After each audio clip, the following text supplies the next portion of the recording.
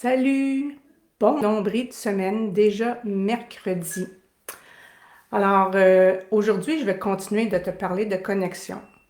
Hier, je t'ai parlé de connexion plus côté professionnel, comment développer des relations professionnelles durables.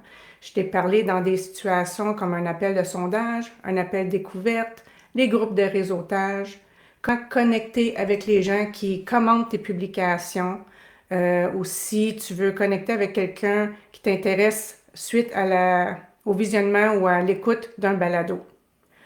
Aujourd'hui, je vais te parler d'une autre connexion. La connexion qui est, selon moi, la plus importante, l'essentiel. T'as-tu deviné? Je suis certaine qu'il y en a qui ont deviné. C'est la connexion à soi. Tout part de là. C'est quoi la connexion à soi? C'est être vraiment aligné avec qui tu es véritablement. C'est de s'aligner à ce qu'on veut, nos désirs, nos passions. Bon matin, merci pour le sound check. Donc, se connecter à soi, ça veut dire plusieurs choses pour moi. Ça veut dire être à l'écoute de ses émotions et de ses ressentis. Tu vis une situation X, tu as une émotion qui monte. Si c'est de la joie ou de l'excitation, c'est super. Vis-la à fond. Si c'est de la tristesse, de la colère, de la frustration, selon moi, il faut accueillir toutes les émotions qui montent en nous.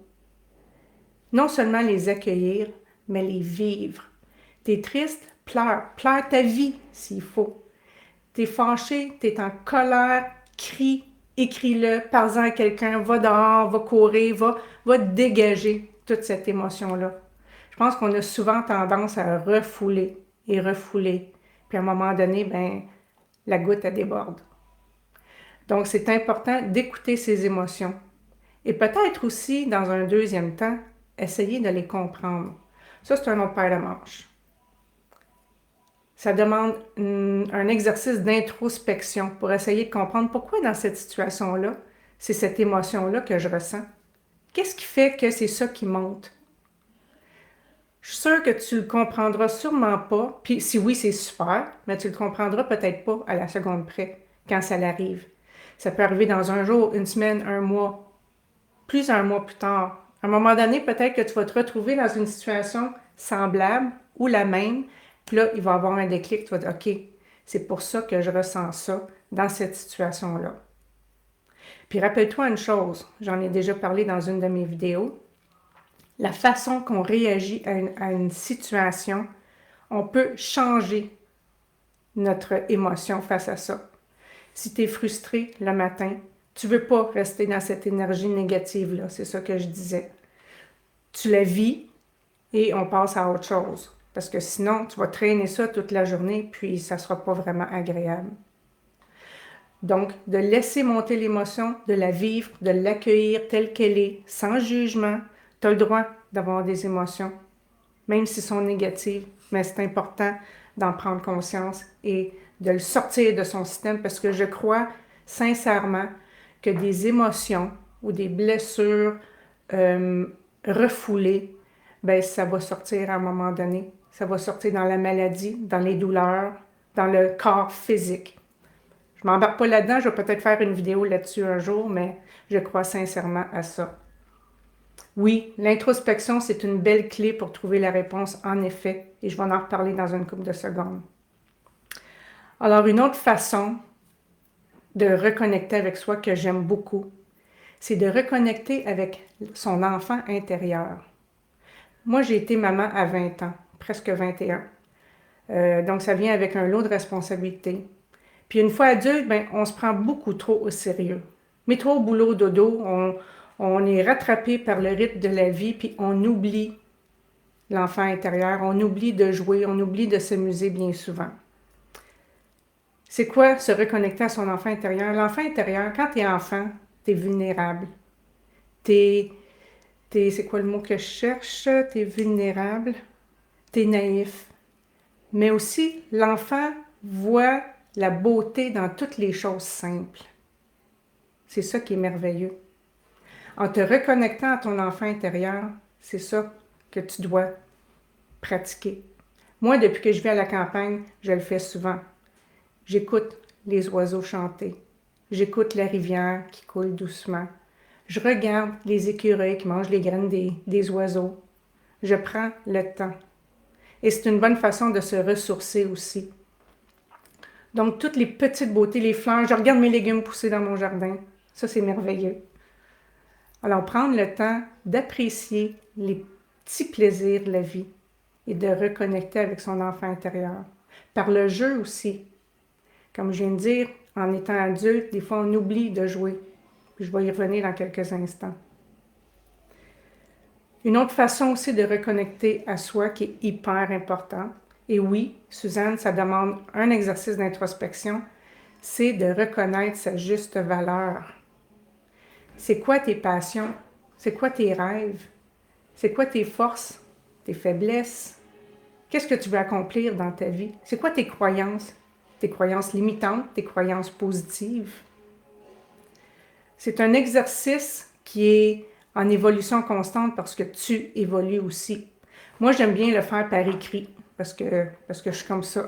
J'aime avoir un visuel pour me rappeler c'est qui je suis réellement. Donc oui, ça demande une introspection. C'est quoi tes rêves? C'est quoi tes ambitions? Puis mets-toi pas de limite si tu fais l'exercice. Sky is not the limit dans cette situation-ci. Tout est possible. C'est toi qui vas décider qu'est-ce qui est possible ou non. C'est toi qui vas s'empêcher de faire des choses. Mais c'est toi aussi qui peux décider que tu veux ça, tu vas tout faire pour y arriver. Alors, reconnaître sa valeur, sa juste valeur, très important.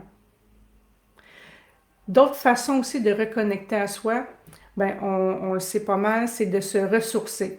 Que ce soit une marche en nature, s'offrir un massage, lire un bon livre, prendre du temps pour soi. Pour moi, c'est une façon de se ressourcer. Je parlais de jeu tantôt avec l'enfant intérieur, ben qu'est-ce que tu aimais faire quand tu étais jeune? T'aimais-tu peinturer, dessiner, jouer de la musique? Va danser sous la pluie, fais des bonhommes de neige, fais des anges dans la neige si tu veux. Ne te mets pas de limites. C'est pas grave si les voisins te voient et ils te trouvent un petit peu coucou. L'enfant intérieur, le jeu, prendre du temps pour toi et t'amuser, c'est important. Tu vas te sentir beaucoup mieux aussi. Une autre façon, naturellement, de se reconnecter à toi, c'est la méditation. La méditation, pour moi, puis je ne le fais pas assez souvent, c'est vraiment un moment pour soi, pour reconnecter avec mon corps, mon esprit, mon âme. Et aussi, quand je médite, je pratique beaucoup la respiration consciente. C'est quoi la respiration consciente?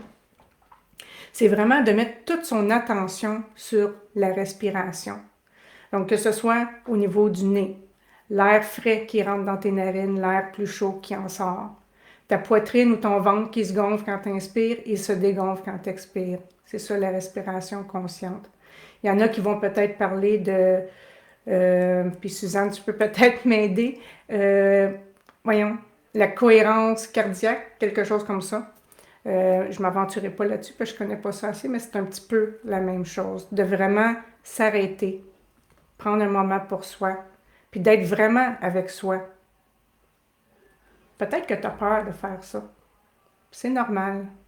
Mais plus tu vas le faire, plus tu vas y prendre goût et plus tu vas être aligné avec qui tu es véritablement au fin fond de toi, en toute authenticité. Aucun filtre. Tu es qui tu es. Puis tu es merveilleuse. Tu es merveilleuse comme ça. Naturellement, une autre façon aussi, puis ça l'englobe pas mal tout ce que je viens de dire, pour se reconnecter à soi, c'est la croissance personnelle.